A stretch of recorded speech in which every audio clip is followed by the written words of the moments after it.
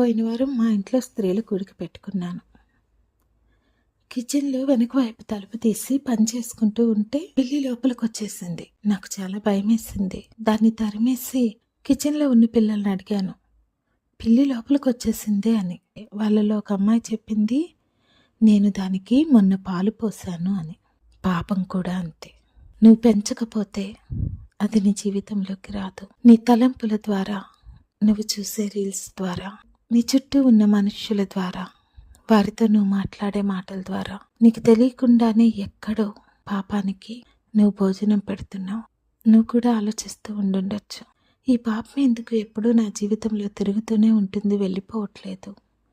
ఈ బలహీనత ఎందుకు ఎప్పుడూ నన్ను లొంగ తీసుకుంటూనే ఉంటుంది, ఎందుకు వస్తుంది అది నీ జీవితంలోకి?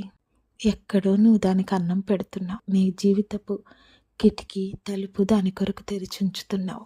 ఎక్కడో పాపానికి నువ్వు ఆహారం ఇస్తున్నావు. అందుకే దేవుడు అంటున్నాడు, దుష్టుల ఆలోచన చొప్పున నడవక, పాపుల మార్గమున నిలువక, అపహాసకులు కూర్చుండు చోటను కూర్చుండక. వెలుగునకు చీకటితో ఏమీ పొద్దు, విశ్వాసికి అవిశ్వాసితో ఎందుకు స్నేహము? ప్రియదేవుని బిడ్డ, ఈరోజు నువ్వు ఆలోచిస్తూ ఉండుండొచ్చు, 2025లో ఈ పాపం ఒప్పేసుకున్నాను, ఇంకా నా జీవితంలోకి రాకూడదని 2026లో గట్టిగా నిర్ణయించుకున్నాను. కానీ నా జీవితంలోకి ఈ పాపము, ఈ బలహీనత మరలా ఎందుకు వస్తుంది అని నిరాశపడుతూ ఉండొచ్చు.